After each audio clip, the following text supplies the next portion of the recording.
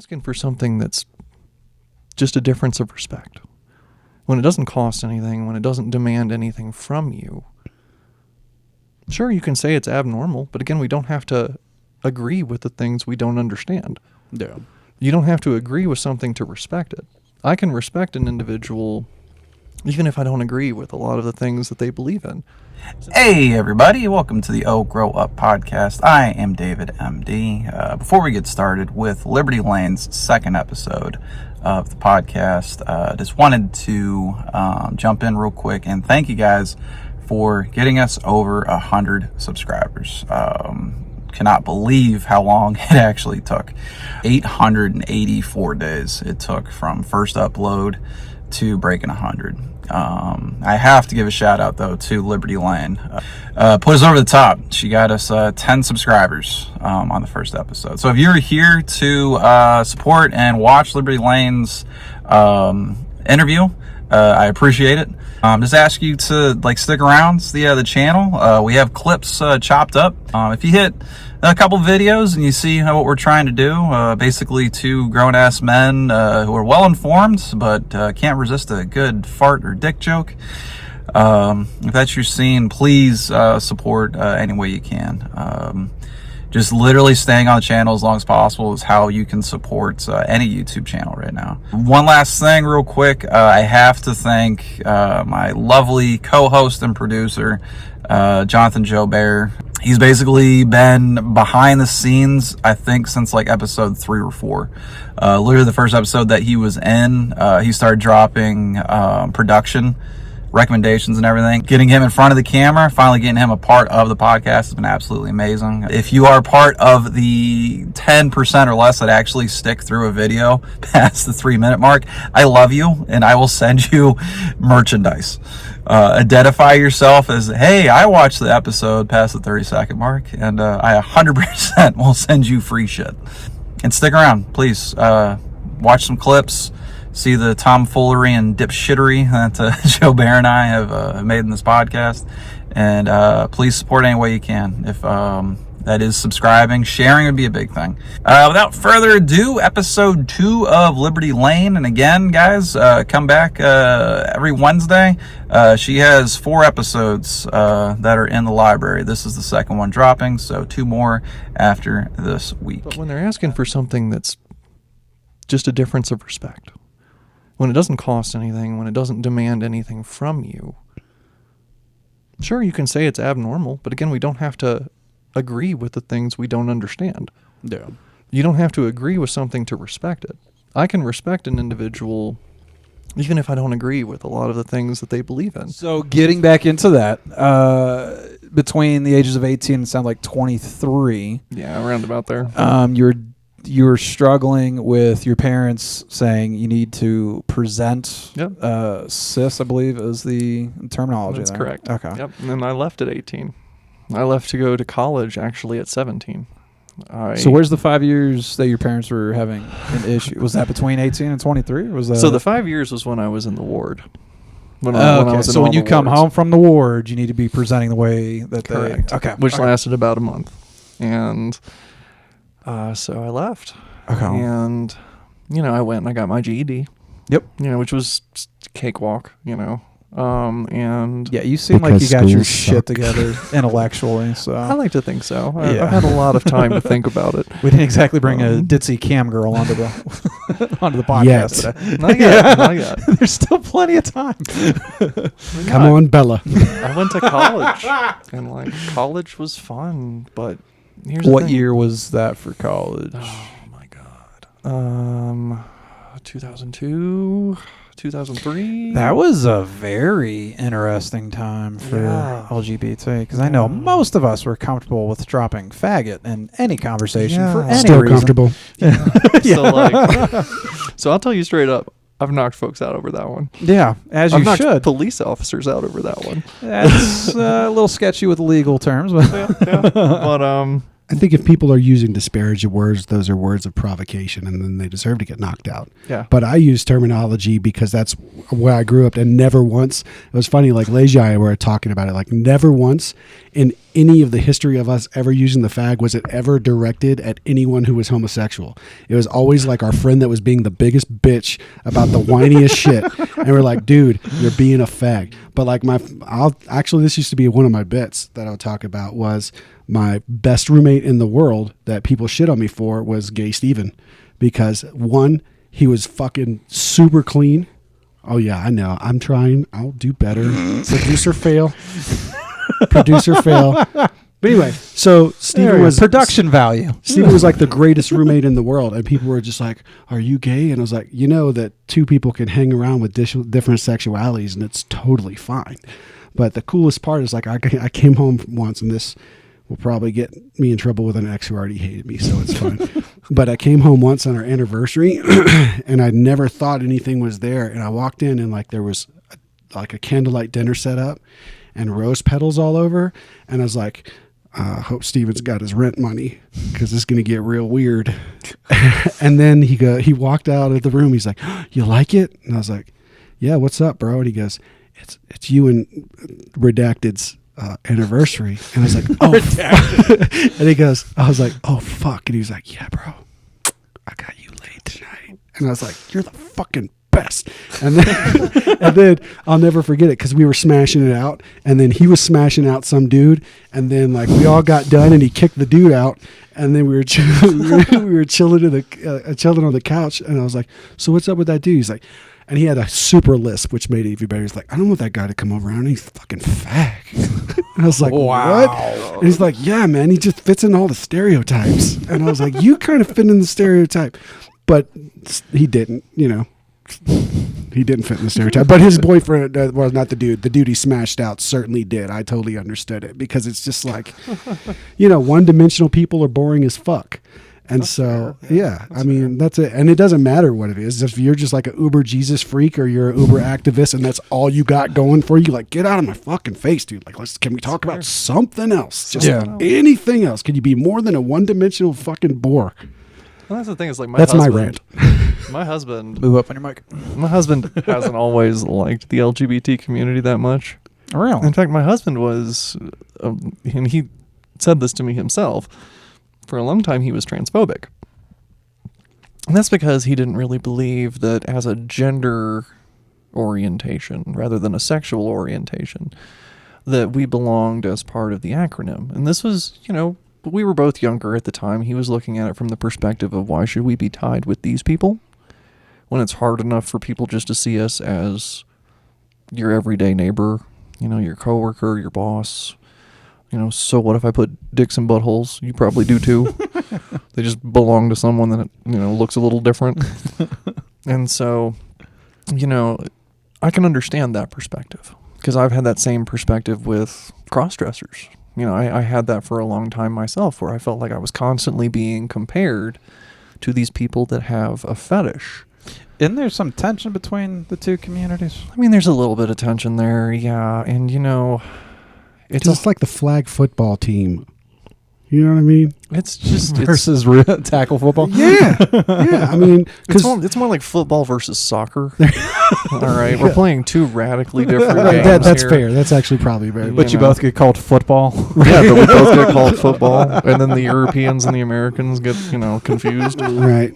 Really, it's all the British fault again. They're like, we just want to know, can you touch the balls with your hands? That solves it all. Right. Then we could be friends. Yeah, let the balls touch.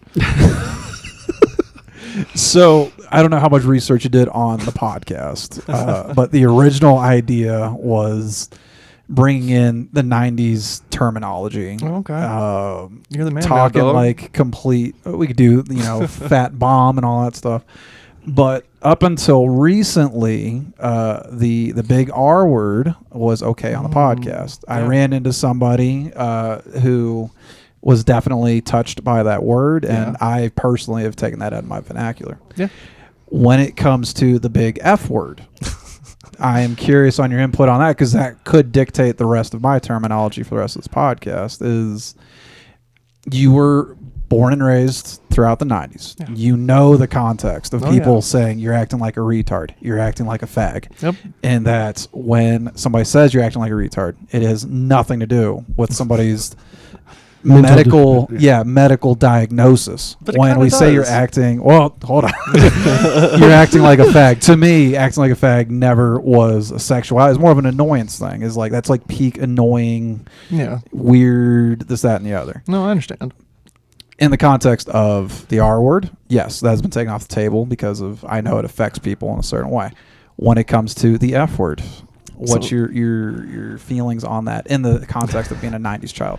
So what I would say there is, whenever we say those things, whether it's the R word or the F word or the N word, if we want to go, Easy there. Hey, I know, right? I'm just Oh. trying to get context on it. Sorry, YouTube.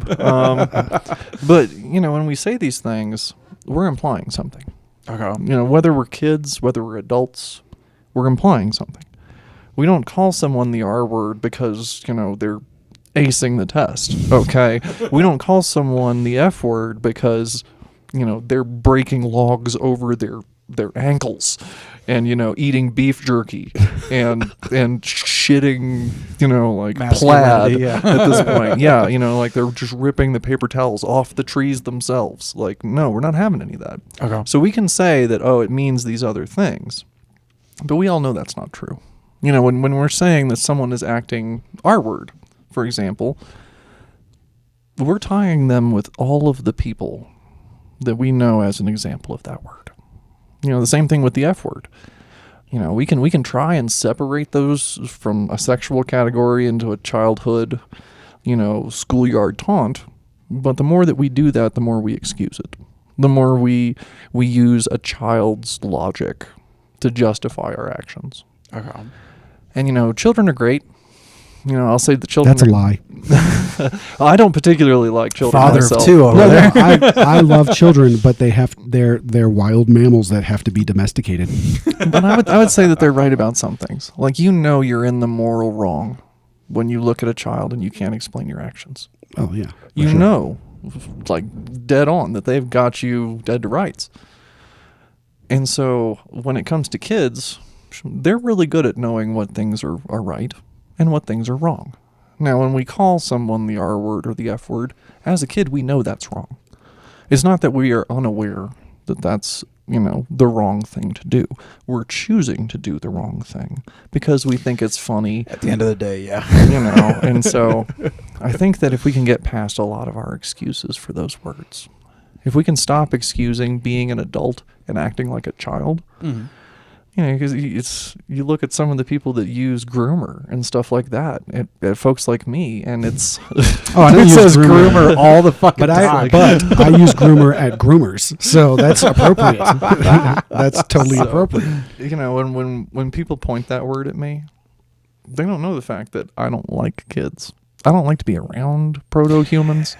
That's See, the wild thing that I've just recently picked up on. That is the trans community being accused of being groomers and shit. And I'm like, where the fuck did Evel Knievel make that jump in I your mean- logic? Like, And the worst part is about that is that's not even the trans community. That's all the crybabies on the outside trying to be empathetic and failing miserably. Well, they were saying the same thing about gay people beforehand. Oh, absolutely. Let's just be honest. Yeah, here. but then there was He-Man. You So know. I mean, they want to point it at everybody except their own church.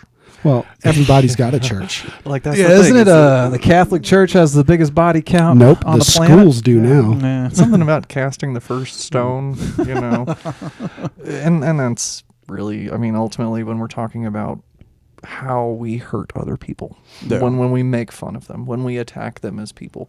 When it comes to the F word, to answer your question, bring it all the way back around, She's turned into an interviewer here. She knows how to bring a conversation back. there have been times where people have said that around me, and I've been cool with it. Because they're fellow members of the LGBT community, they know what it's like to have that word aimed at them as a child, not just spoken. They're not on the side that only ever said that word to someone else. Okay. They're the kids that know what it's like to have to live with that word, to have to go home at the end of the day and be exactly what someone else said they are, but it be a negative thing. You know, they grow up with the idea that they're somehow lesser than someone else. And that causes real damage. That causes real harm that kids don't realize until much later on in their life when they're hopefully financially prepared to deal with it. But, you know, when it comes to the words and the treatment, like I said, I've had people say it to me and I've been cool with it. And I've had authorities, you know, say, "Oh, fucking faggots." And that's when I close distance and lay a motherfucker out, because it's like misgendering. Okay. When it comes to misgendering, I can tell when someone's trying. I can tell when someone means well and they're just not used to the experience. Maybe they've never met a trans person. Maybe they've never met someone with gender variance. And so, you know, they're doing their best they can, but they're using all of their, you know, is it the voice? Is it the look? Is it the height? And so I can tell the difference. When they're being chill and, you know, okay, they say he, and I'll correct them. Hey, you know, it's she. Appreciate that. But you have those folks. Yeah. And then you have the folks that go, "Listen, dude." And you're like, "What the fuck do you mean, bro?" Right. And when you say that, that brings up, I'm sure you've seen the GameStop footage. which one? It's Ma'am.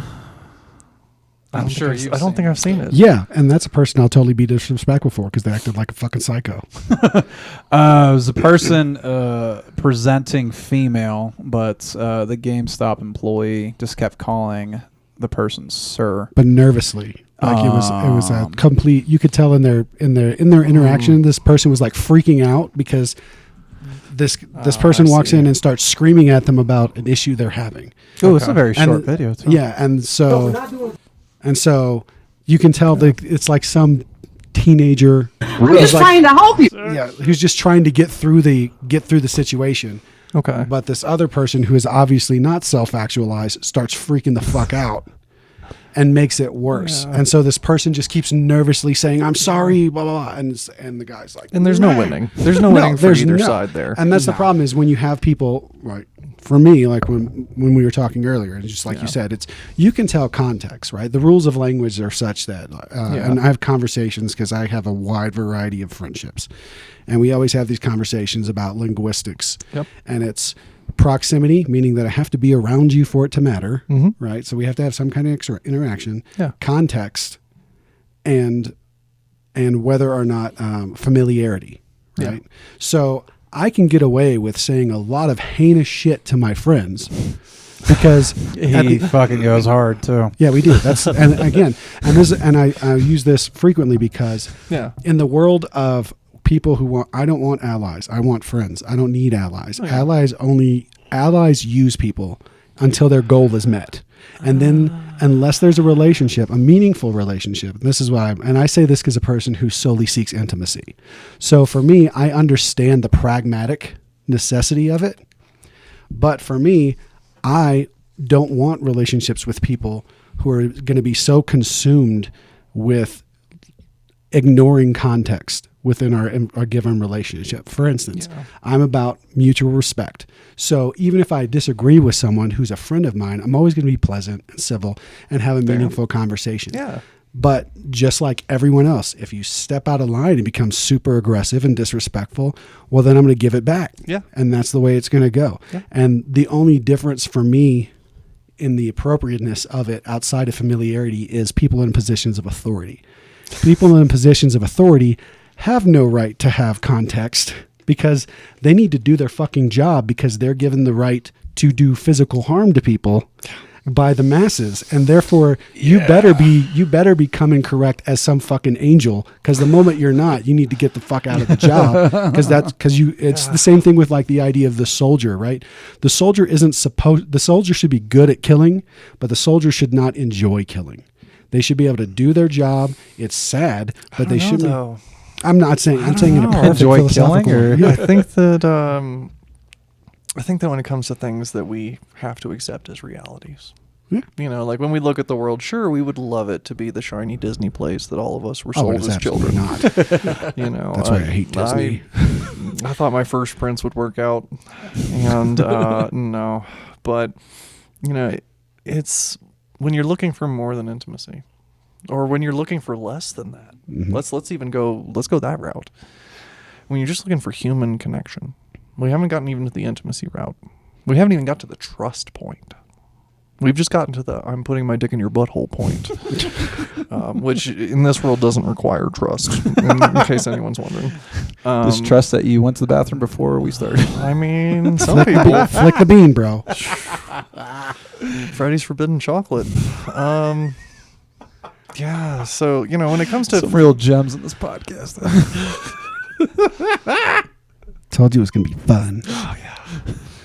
I'll say that when it comes to intimacy and what that means for trans folks, because a lot of times the folks that want intimacy, actual intimacy with me, I'm not talking about like, hey, let me get a quick BJ, and I'm like, no, dog, I don't work like that. I'm a 1 hour minimum. I'm talking about the folks that actually want human connection. A lot of times they come at it with this perspective of, okay, this is how I've treated other women. And, here I am with this trans girl, and, well, I mean, I'm not gay, but... And I get that all the time. Or people will come to me and be like, I'm bi-curious. And I'm like, well, good news.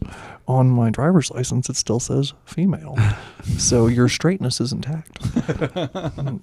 They have, again, this fear of what other people will think about them for who they like or what they want to do. Whether that's, missionary with the magical underpants on, or I'm Leave the literally Mormons out of this. I wish the Mormons would leave themselves out of this. They can't. Their underwear is expensive. How much are the magic underwears from the Mormons? You got to reach a certain level before you can get it. It's like Scientology. Yeah. Is there a Mormon Walmart? Like more? I'm sure they'll buy one. I think the best person you could probably ask on that's like Charlie Kirk, maybe. Charlie Kirk. No, I got to release it. I got like an 8-part series I did with some Mormons. It was fun. It's really Is that your interesting. walking podcast? Yeah. Oh, nice. Yeah. I had a Mormon girlfriend for a while. Really? So yeah, that was Soaking. a wild show. No, Soaking is kind of fun, but it wasn't for me a religious experience. I'll say the closest I get to Mormons though is the poly question. A lot of people they see the whole Mormon situation with the former LDS and all that jazz, and they're like, well, yeah, what are they now? They're not Latter-day Saints now. They're the Church of Jesus Christ of Latter-day Saints. Oh, okay, that's what they took over. They don't like being called Mormons. No. correct. They like the Latter-day Saints Yeah. thing. And so, a lot of people That's a will lot come to to me say. when they find out I'm poly and be like, so are you Mormon? Like, motherfucker, do I look Mormon? I get it. I'm like, They didn't accept blacks up to like the 70s. Really, Right, like caught up to the trans issue yet? I mean, I get that I'm like white cracker assortment, but like, seriously, like at a certain point, no, I'm not motherfucking Mormon. But that's all they know. Again, Yeah. with whether or not it's trans people or poly or any form of, cultural difference. Yeah, I remember. I didn't mean to cut you No, off. you're good. Sorry. You're good. No, I remember my brother was in special forces, right? And he was an instructor. And I was asking him, I was like, well, they say the military's super racist. And he was like, man, it's not super racist. He was like, the kind of racism you get is like, they'll ask me something and I'm black. And because I'm black, they'll ask another person. And then when the white dude gives them the answer I just gave him, he was like, that's the level of racism. And he's like, but you got to stop and realize, like, this is a person from the backwoods of Virginia. So they've only heard black person. They've never actually seen or interacted one. And the only interaction they've had is like television standards, right? And he and I would have these conversations all the time. And just like you brought up, especially kids of the 80s and 90s, the stereotypical things that were portrayed were just there. It's heinous because literally it was like people shit on Tyler Perry. I love Tyler Perry because that was the first dude that was like, hey, let's have black people be doctors. That would be nice. That would be really important. How about some lawyers? Can we have some Novel like concept. yeah? Can we have some? We do go to college and things. And it's like yeah, how about that? And so for me, like my daughter and I, because again my kid's little and I have to explain social norms and shit to them, and we were talking about representation done well versus representation done poorly, and we were discussing the notion of how some people go too far in their zealotry because they want to be accepted so bad that they overstep and try to, like we were making fun of the girl boss, right? We were like, the girl boss it, where there's no challenge, everything's perfect, you don't have to do anything. And it's like, well, that's not representative of reality. And so if you want to have an honest representation, then you need to, and I understand that, like, even if you're not that person who's the writer, because I'm a big person of like, don't fuck it up. At least have interactions with people if you're going to write about them. Don't just go off some shit and then make it a superhero or a supervillain. And that's what we have is like there's so many people that in their quest to make representation matter, they're fucking it up because they're bad at it. Well, and that goes both ways. Oh, It goes absolutely. in both directions. I Yeah, mean, you have 100%. these armies of people that are basically acting like pizza cutters when it comes to their Yeah. opinions. It's all edge and no point. Yeah. But Sounds like half the comedy scene. and you think, like, Wait, what are you doing? I'm stealing that, but also all edge and no point. Twice. I'm Two just telling stolen. you, like these people want to fight because they get their societal connection from fighting. They say, oh well, she fights for Trump, or she fights for Biden, or she fights for whatever. And if we're going to be a cohesive social unit, we all need to fight the same enemy. And that's the worst part is that they're bonding over the things they don't like, Exactly. not over the things that they Yeah. love. And that's that's a fundamental difference of, and you've, I think, had this conversation about eschatology and religion, right? If you take a look at all the monotheistic religions where they have this end of the world scenario, it's always from an outside force, their Antichrist figure, attempting to force a change internally. Yep. But the only way they change is internally, and that's the only way you'll have a lasting change. And so the difficulty is, yes, I want you to be a better person, but I can't scream at you until you do what I say, and then when I leave, expect you to still behave that way. You need to repent, motherfucker. Yeah. Motherfucker. Because if you don't, as soon as that threat or that force is gone, people are going to revert back to the way they would initially behave. Yeah. Well, you think of like when it comes to fascism, and I would even venture to say when it just comes to far right ideology, it centers around having an enemy. If you don't have an enemy to fight, there's no way to unify the people. And so we need to make constant enemies, because the moment that we beat one, or the moment one comes off the table, or the moment that we realign our values, what are we doing? And then the guy goes, I don't know, what are we doing? Well, has anybody asked the leader?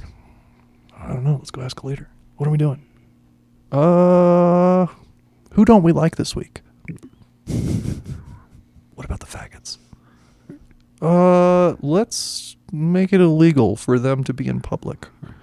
Let's make them have to carry their ID. So glad Tennessee got some fucking pushback on that shit. I mean, it's still perfectly legal for me to be charged with indecent exposure just for using the bathroom there. yeah.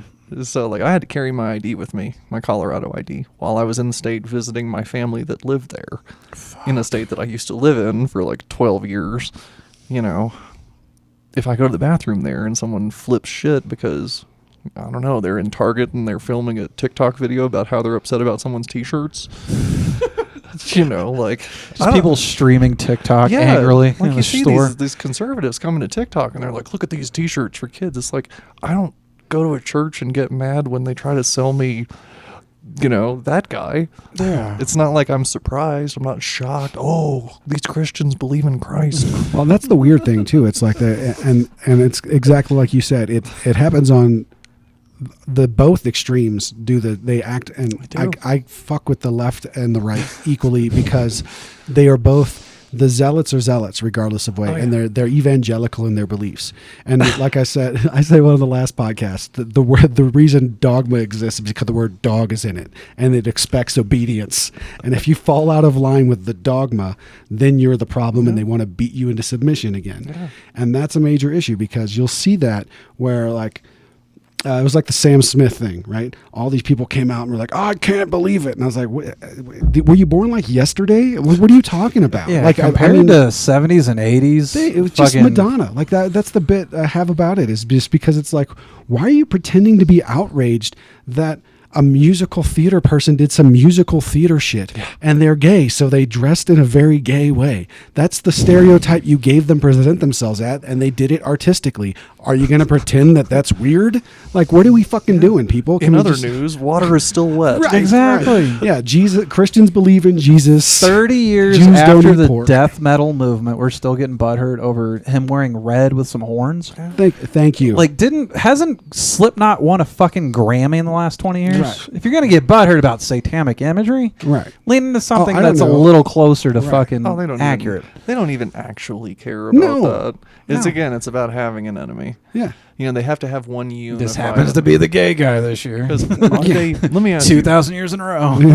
are they really afraid that I'm going to interact with their girlfriend or wife in a restroom? Is that something that they're actually afraid of, or are they performatively afraid of it because their friends are?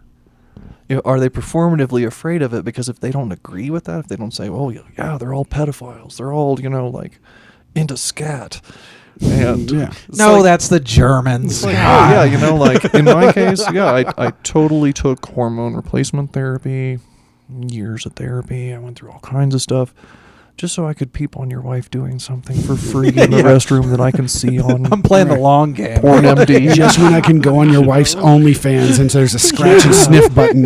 Yeah, I can literally buy her bath water, but yeah, I worked that hard. Right. That's all another those. thing we got to get into. The bathwater sales, bro. I'm still mad about that. So staying in the vein of bathrooms, though, when was the first time that you went into a woman's bathroom? Like, at what age do you recall that being? The very first time, I would say I was probably about 12.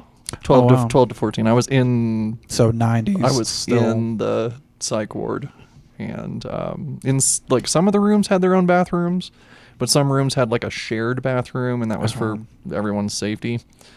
And that way you couldn't disappear in your own bathroom inside your, it's a whole. disappear from life. Well, yeah, kids would save their pills up and hide them in books and different stuff like that, and then they'd spend the Fuck next. in the bathroom. Yep, they'd spend 2 weeks in the ER because they didn't realize they couldn't kill themselves with ibuprofen or anything else. Crazy with Tylenol is it doesn't kill you that night, but it crystallizes your liver and it kills you like 20 years later. Good times. Isn't that fucking fun? I heard that's a painful death too. It probably is. But the first time I went in at like work or public, Yeah, like public. Do you I was remember the working pressure? and all that? I was working for USAA Nice. of all companies, and they were really cool about it. I'll go ahead and say up front, they were super cool about it. What year? This was not that long ago. This was Okay. about 4 years ago. So 4 years ago is when you were doing that. I mean, before that, they usually had me go in like a gender neutral bathroom so that Okay. nobody would get pissed off because I don't know what. I'm not sure what they thought I was gonna do. Like the funniest thing I thought I would do is put like union posters in there and watch management lose it. And See, that's why I would kick you out. I'd be like, get this commie out of my shitter. goddamn unionizer. I mean, that's how you get like 6 hours off the phone at a call center. Is you just like leave union pamphlets in the bathroom and watch them lose their shit. Oh, I fucking love it. But like Verizon, I've worked for tons of Fortune 500 companies before I chose to do sex work. And I'm mostly doing IT and technical stuff, but that's where I found my people. A lot of folks in tech and IT are the nerds, the geeks, and they know what it's like to be called faggots. They know what it's like to go through the social shit, and I might not always understand where they came from. And they might not always understand where I come from, but we understand enough to see each other as people. And so I found a lot of folks in that job line extremely supportive of me. And likewise, I found folks that weren't. I had a guy bring me into a meeting one time and basically tell me he had a problem with the whole package. You can go fuck yourself. I kind of wanted to lean in and be like, you haven't even seen my package yet. Just wait. But you know, Oh wow, a whole 8 inches. Congrats. like I had tons of girls come out and help me out on that one. You know, they were upset because I was wearing black lipstick like I'm wearing today. And then all these other girls came out onto the floor and they were wearing black lipstick and nobody said anything to them. And so they called me into this meeting and I'm like, well, if that's what you're upset about, if you're upset about my makeup being unprofessional, why haven't you said anything to the 75% of our workers that are out there on the floor right now that look just like I do? Yeah. And we all know the answer to that, you know. But finding a career path where there's a little bit of acceptability, you know, like USAA, I was a little shocked, I'm not going to lie. But they handled it like champs. They were like, now here's the thing. When you use the women's restroom, that's it.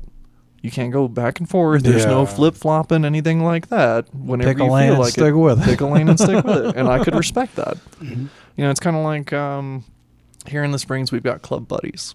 I don't know if you're familiar with Club Buddies. No. Club Buddies is right next to Club Q. And Uh-huh. they're in the same building. But Club Buddies is essentially the bathhouse. And so if you want a good glory hole, if you want a good hot tub experience, it's For all shades of sexuality or only men. only That's the okay. thing, is it is a male Joe Bear, what are you only- doing tomorrow? Not going there. It is a male Fine, I'll only find my own location. ride. Oh, I'll bring you. I'll totally support you in your endeavors, but I'm not in it. So they don't let me in. Okay. They let me in one time and I was using an out-of-state ID that was all sketchy. And I was pretty drunk. I love how they have the legal wherewithal to check your ID. Yeah, oh, they have At a to. glory hole. They have to sign you up for like a membership. There's all kinds of laws behind it here in the state. Glory holes have fucking spam email. It's like so the glory hole's in the very back. It's mostly private rooms. If you've never been in a gay bathhouse or anything like that, and I have no reason to suspect you have, Except for that goddamn shirt. I like that shirt. I didn't say Me anything was too. wrong with it. I just said he's sending it out there, and that's okay. I'm just saying own your rainbow. Hey. Fair. Look, I made you pause for a second. Fair.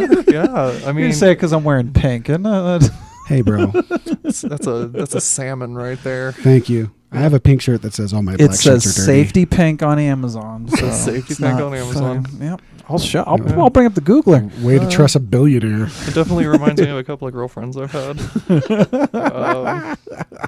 But yeah, you know, like you go in those kinds of places, they're actually consistent. You know, like they're like, it says female on your driver's license. Get fucked. You can't come in here. See, And which breaks my heart because, you know, like, but I can agree, like you said, I can appreciate the consistency on Yeah. that because I think, and that again goes with the nuance of the conversation. It's And what are you that's what the are you nuance, saying? Yeah, yeah. what are you saying? Are you saying are you moving across to be expressing yourself this way Yeah. or not? And I remember like my wife and I were having these conversations, and she said, and it was dealing with the bathroom, and she only got yeah. pissed off because somebody was going back and forth as they chose. And she was like, no, that's a fucking privilege. You either go in one or you go in the other or you go in the neutral. Because we have to go in, like, whenever I have to go. And that's not because there's an emotional attachment. It's because if we are playing the social norms and they haven't changed, yeah. then we are agreeing to play by those stupid fucking rules until the rules have changed. Like I went to Red Rocks and they had the all bathroom. Mhm. And being from a place that's fucking poor, I was like, well, I don't want some dude weighing in his dick out in my 8-year-old's face. So, God, so picky. yeah. So, So there goes Burger King. right. Yeah. Well, that's why I don't eat there anymore. No, but my point was like, okay, so how are they going to handle this? And when I walked in, I was like, oh, everything's a stall. That's awesome. Yeah. And I was like, hey, look at that. I live in a state that problem solves. Isn't that fucking amazing? You know? And I was like, and that was it. And that was the funny part. And that also has nothing to do with sexuality for me. It comes from the fact that as a kid, I was sexually assaulted. So I've always, every bathroom I've ever gone in, even though I'm a 6'2", man, I still get that almost like childhood nervousness Fuck yeah. about being around other men. Corners and doors. Yeah. And so it's the same thing. And in the same way that I want, your rights to be respected. I want to respect everybody else who goes through those things to think that. And there are a lot of women who are way smaller who've been traumatized, and that terrifies the fuck out of them. So seeing, like when I walked into Red Rocks and it was like this line of everybody, and it was like, oh, we can all go to the bathroom and fucking leave. This is fair. I don't even have to pretend to be shitting loud just to get over the anxiety. You know? So you piss in stalls? Yeah, dude. I fucking sit down to pee. It's comforting. I take bubble baths. You I'm a can- grown ass fucking You can person. check your phone when you're taking a piss. You Yeah, sit look, down. I grew up at the era. There's convenience in sitting down while Yeah. you piss. And I know all of us here can remember the days where we would just read the back of the Lysol can and pretend that we gave a shit because there was nothing else to look at. It was like yesterday when I was charging my phone. Like, no, seriously. But here's the thing about the bathroom thing, and it goes back to the are we safe around kids? Are we, all of these questions. I understand having irrational fears. Okay. Like I have post-traumatic stress disorder. A lot of terrible things happen to me that still affect me to this day. Mm-hmm. And what I have to recognize in those moments is that those fears are irrational. Okay. I have a reason to be afraid, because people have hurt me. People have done terrible things to me, broken bones, you name it. And so there's certainly the desire for my body and my mind to be ready to react at a moment's notice if I feel the need to. The problem with post-traumatic stress disorder and the problem with these fears for people who've been traumatized is that fear becomes the irrational constant. It becomes the norm for you. It becomes what you expect. It's like if you were to walk outside and every day you expected a meteor to crash into the planet. If you praying lived for like that. But imagine that. Imagine having a family and a career, and you live your whole life around this ideal. And you realize at the end of your life that meteor never came, that you lived in fear that entire time. Yeah. And so even though we have been traumatized as people, we have to consider that we're still responsible for the way that we act. Mm-hmm. When it comes to the way that we feel and the way that we have our fears and our emotions, we can't control our emotions, but we can control what we do with them. And so sometimes I got to put those fears in check. Like if my husband wants to go out to dinner and we want to go eat dinner, when it comes to corners and doors, I want to be in a booth up against a wall with sight on all the windows, sight on the doors. I want to know where all the exits are. I want to be able to spot anyone across this room because I don't know if someone's going to come in here and open up. Yeah. Especially in this fucking state. Now, would we say that if I'm at a Burger King, all the way back to Burger King, or, if I'm We're going to out, get an dance. anti-sponsorship from they're going to pay us not to mention them. It's okay. They're the biggest So, buyers like- of cow eyeballs. so like if I'm at a The place fuck? like this, sure, I could get shot. Yeah. Sure, I could. I could absolutely get shot in that place. But what are the odds really? Like, what are the odds Yeah. really? Infinitely small. Infinitely small. Aren't you more likely to win the So- lottery than... Yes. Yeah. Isn't that fucking wild? So if I were to go to a person and say, I feel uncomfortable because of you and I don't even know what your name is, your background, your history, or anything, because something bad happened to me, I am afraid of you. Is that justified? Of course not. Because on one hand, you could say that it is and say that, well, that person's been hurt. We need to be empathetic to their pain and their suffering and their experience, and that's true. But the person that they're afraid of is not responsible for any of that.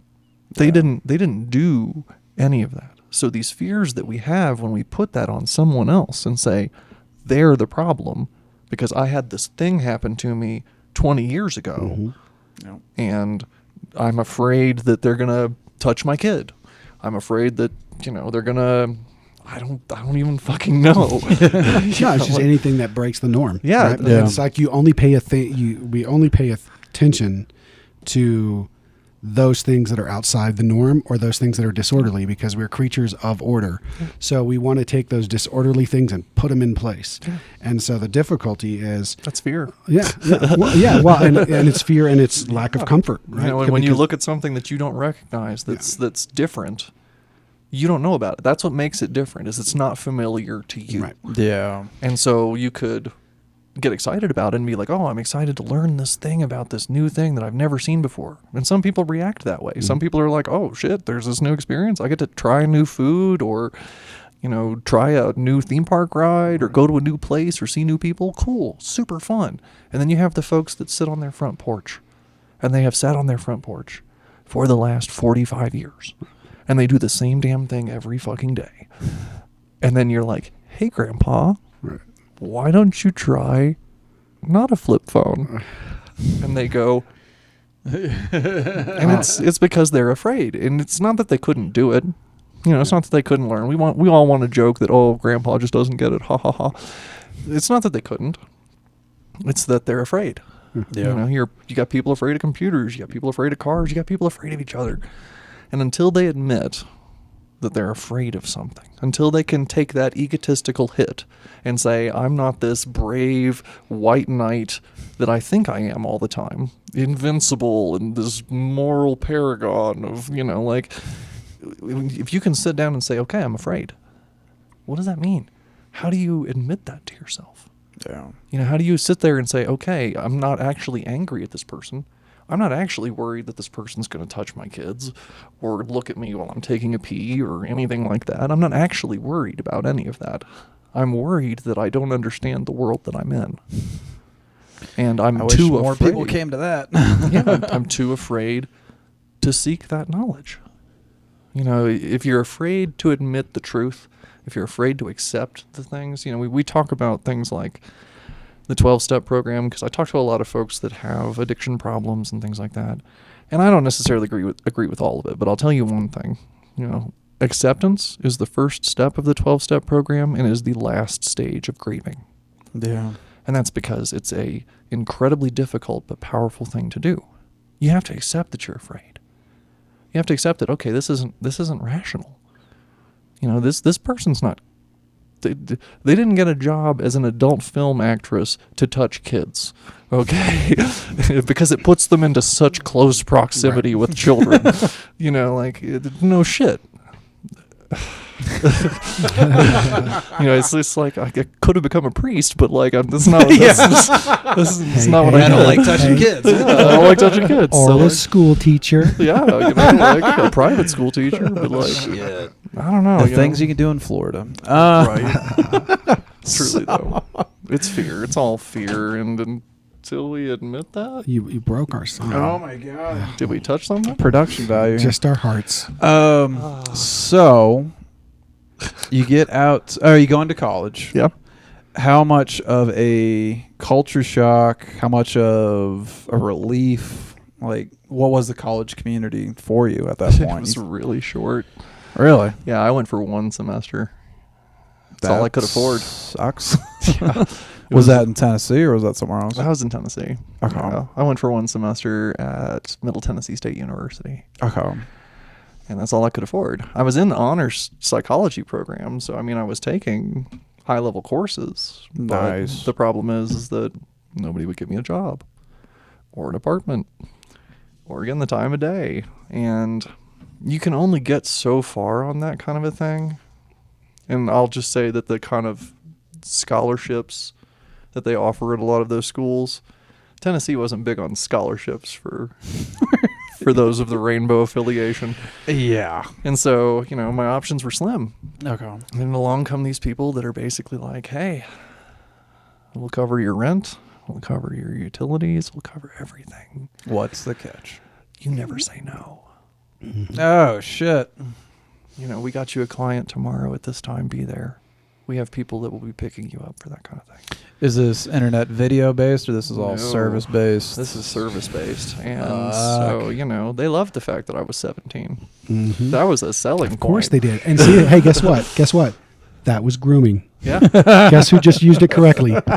This guy right here. And, people want to think that it's trans people or gay people or people different than them, but no.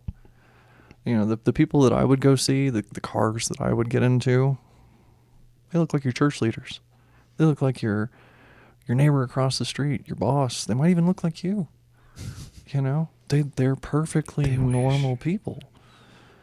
But, only to the outside. Some of us, it's like we were discussing earlier when we said that some people are afraid to be their authentic selves. Mm-hmm. These people live a double life, more so than I do. because, they go home to the wife and kids. Mm-hmm. They go home to the wife and kids and they talk about, how they had a great day being an actuary or, a data analyst. And, they have a hard time explaining, oh, I got this bonus check for, an extra $80K. Where did that come from? I must have done really good at data analyzing. Right. The kids go to Disney World, they take their vacations, they live their normal lives, and everybody in the neighborhood thinks they're fine. When really they're taking girls and boys and people with no genders. They're taking folks from all walks of life and saying, oh, you've been in a psych ward, so nobody will legally consider you to be a state's witness. You'll never be able to stand on the stand against us. Super. Well, have we got the job for you? So these people that hired Groomers. at Monsters. Mm-hmm. So these horrific people were looking for outpatients or patients that have, They look for people without support systems. Yeah. Because that's the easiest thing to do. One, because you don't have a support system. Two, in your youth, you're desperately seeking attention and affirmation and acceptance. And it's the same thing like with any type of gangs or any other group. They put you in a situation, they look for the people in the dire situations, they take full advantage of it. If you've ever watched a person, not to cut you off, I'm No, sorry, go but ahead. if you've ever watched a person starve, okay, for 3 or 4 days, a week and a half, they start looking real rough, and they'll eat dirt out of the front yard just to make the pain stop. So when they're looking for girls that they can move throughout the states, when they're looking for folks that they can basically make disappear, they look for folks that nobody cares about, because nobody's going to care if they disappear. Nobody's going to care what they do to them at the end of the day. And if the person can't stand up for themselves legally, if they can't go to court and say, this is what's happening to me, I'm being kept in a warehouse with a bunch of other girls and we're putting on nightmare assignments every night. If they can't say that to anyone, they have no recourse. You keep them trapped in that game. You give them things like heroin, like meth, like cocaine. And you say, I'll give you this for free. Good job tonight. You did a great job. Mm-hmm. Here's your freebie. God damn. But you're going to have to earn the next one. And you get girls that are strung out. You get folks that are on the edge like that. And that's exactly what they want. They will burn your life out to the very end, because human life in that industry is only worth what someone will pay for it. That's capitalism. Fuck, this took a dark turn. Whereas, here's the thing, is that you would think it's almost impossible to escape, and it is. It really is in a lot of cases. I got lucky. I have like the Beauty Plus additive that, How the fuck did you get out of a situation? Like, did they string you out on some shit? Like, So for a while, what did they have you strung out on? heroin. How the fuck did you get off of? Because Because heroin's one of the hardest fucking things to get off of, isn't it? I spent almost a week. It was about 4 days in a Red Roof Inn in Chattanooga in a So you bathtub just- full of ice. Disappeared on the Yep. idiots that I had a friend we called the Jew in the industry, and he gave me a are ride. culturally from, sensitive. I've got a friend Got called you. the Jew too. So we went. He took me to middle of Chattanooga. How did you meet this person? I'm not gonna fucking say the name again. Say their name. It's the Jew. That Jew. He. I got to be careful with what I say. Absolutely. I don't want to put you at He- risk for anything. He handled paperwork Okay. for folks that I worked with. He was the admin side of. Yeah, you could kind of say that. And He was you the human HR. he's somebody that wouldn't have been missing, that anyone would have cared about for like a weekend. Mm-hmm. He wasn't a wheelman. He wasn't, one of the muscles. He wasn't anything like that. He wasn't something that they would miss. Okay. And so he got me out of the state, basically down to Chattanooga, which is right on the edge. And I spent several nights in a Red Roof Inn in a bathtub full of ice. And What was the ice for? just I'm not to familiar. just to keep me from feeling sick. Wow. Yeah, Oh yeah, because it you was just get a high fucking- fever it's off the so heroin. terrible. Okay. Like, I've come off of psych drugs and other things, and heroin it's another world. Okay. There are times where you think you're gonna die, and there are times where you wish you would, and you can't. So you push yourself through that, and I finally Fuck. made it through out the other side, and all of that was because I lost my boyfriend at the time. I had a boyfriend who was in the business with me, and I lost him. Was this also a trafficked person, your boyfriend? Kinda. It's hard to explain. He needed money for some things, and people, sometimes you go to a bank and they don't give you a loan, right? Sometimes, you got family members that need medical care, and the insurance says, sorry, you'll have to pay for that yourself. And those are the kinds of things that happen to people, and we think that those things only happen to other people. And so, he came along and needed money. And so he ended up working in exchange, just like I did, just like anyone else does. His was, he's a 6'4" Italian guy, built like a brick shithouse. So, it wasn't that he was exactly turning tricks on the street, but like, he was put in some dangerous situations, and he didn't make it out of one of them. Fuck. And that was tremendously painful. It was so painful that after that, I got out of that whole thing, which cost me a lot. It cost me a world of pain and suffering. But I got out of that, and I started dating women. Primarily, I was so scarred, and I felt so guilty because, when you have a relationship go that way, most of us are used to relationships ending because somebody cheated on somebody, or somebody's mad about something, or personalities don't mesh, or some shit like that. But when you just have a relationship that's snatched away from you, not because you did something wrong, or because you both agreed to go your separate ways and you still be friends or whatever, when it's literally over overnight, in that moment, it was you two, and then it's you. It fucks up your whole life. And, I tried getting with other guys. I tried dating other men for several years, actually, after that. And every time we would start to get intimate, every time things would start to get close, I'd feel either just so tremendously guilty for being happy, like I'm cheating on someone who's dead, or I would just assume that I was going to lose them too. Yeah. Even though it was completely irrational, even though it was completely stupid. I'd worried that, I fucked this guy and then he's going to get in a car and get hit by a fucking car, or, something terrible's going to happen to this person just because I'm around them. Yeah. And so that made things tricky for a long time. And eventually I was like, well, why not try the pussy? At least that didn't scar you. And then you learned. Yet. I can connect on that level. Yeah, but Pussy will fuck you up. I tell ya. But it tastes great.